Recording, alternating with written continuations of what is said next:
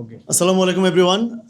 আজকের এই অত্যন্ত গুরুত্বপূর্ণ প্রেস কনফারেন্সের সম্মানিত সভাপতি, সুজনের সম্পাদক ডক্টর বদিউল আলম মজুমদার, মঞ্চে উপবিষ্ট বিশিষ্ট আমাদের প্রায় সবার রাজনীতি বিষয়ের শিক্ষক অধ্যাপক দিলারা চৌধুরী, আমার প্রিয় বন্ধু ফাহিম মাসরুর এবং সুজনের অন্যান্য নেতৃবৃন্দ, কর্মকর্তাবৃন্দ, আমি সংক্ষেপেই আসল কথায় যেতে চাই। আমার মনে হয় যে এখানে যে বক্তব্য উপস্থাপন করা হয়েছে এটা অত্যন্ত কম্প্রিহেন্সিভ, এবং আমরা একজন একজন ছাত্র বা একজন শিক্ষক হিসেবে আমরা মনে করি যে এত ব্যাপক ইস্যুজ, সরকারের সাফল্য, সরকারের নটসো সাফল্য বা এখনও ব্যর্থতা হয়তো অফিসিয়ালি বলা যাবে না, কারণ মাত্র 4 মাস 5 দিন, এগুলোকে এত অল্প কথায় উপস্থাপন করা এটা এটা অত্যন্ত দুরূহ কাজ।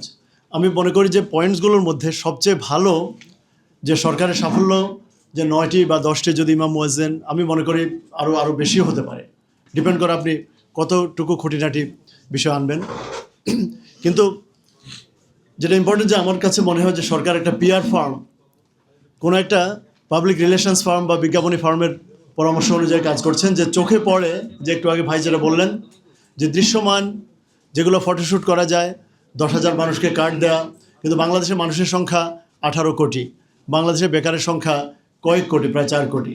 বাংলাদেশের প্রতি বছর আমরা দেখেছি 23 লক্ষ যুবক যুবতী, তরুণ তরুণী কর্মক্ষেত্রে প্রবেশ করছেন।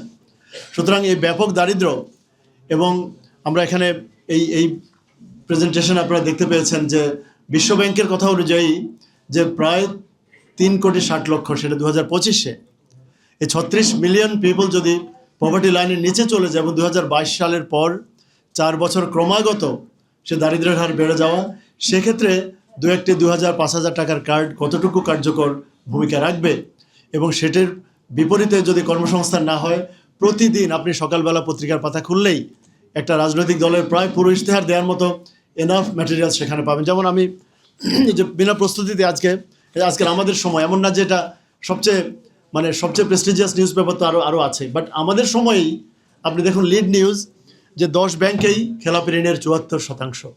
তাহলে বাংলাদেশের টোটাল ব্যাংকিং সেক্টরে ঋণের পরিমাণ এই মুহূর্তে 18 লক্ষ, 18,20,000 কোটি টাকা। তার মধ্যে এই এক সপ্তাহেই ডেইলি স্টারের মতো প্রেস্টিজিয়াস পত্রিকায় বা ফাইন্যান্সিয়াল এক্সপ্রেসে এসছে যে distressed loan based on government statistics, Bangladesh ব্যাংকের পরিসংখ্যান অনুযায়ী ডিস্ট্রেস লোনের পরিমাণ প্রায় 11 লক্ষ কোটি টাকা, 60%-এরও বেশি। তাহলে এই অবস্থায় বাংলাদেশের যিনি কর্ণধার, বাংলাদেশের অর্থনীতির যারা কর্ণধার, তাদের তো দিবারাত্রি কাজ করার কথা।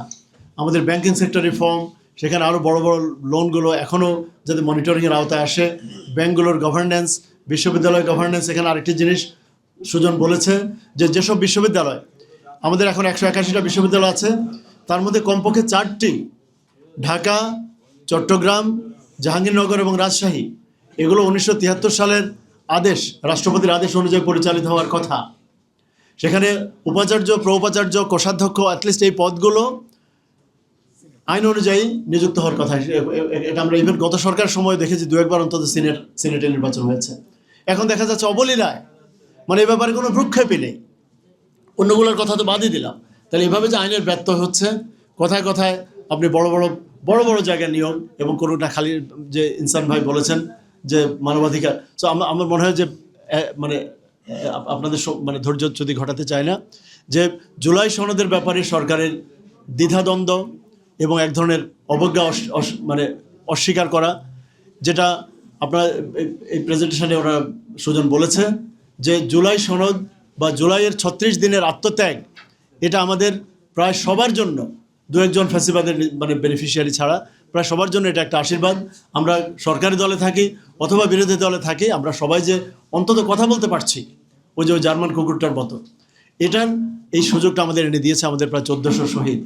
সো তাদের প্রতি তাদের আত্মত্যাগের কথা, এটা 209টি আসনে জয়ী হওয়া, 209টি আসন বা ইভেন 299টি আসন জয়ী হলেও আপনার মূল ভিত্তি কিন্তু ওই 36 দিনের আত্মত্যাগ। সো তাদের প্রতি আমাদের যে কমিটমেন্ট, ইনক্লুডিং বর্তমান ক্ষমতাসীন সরকার, সেই কমিটমেন্টের ব্যাপারে যে কোনো ধরনের অনীহা কিন্তু আমার মনে হয় এক ধরনের দীর্ঘমেয়াদী সমস্যা এবং দীর্ঘমেয়াদী সুশাসনের অন্তরায় তৈরি করবে।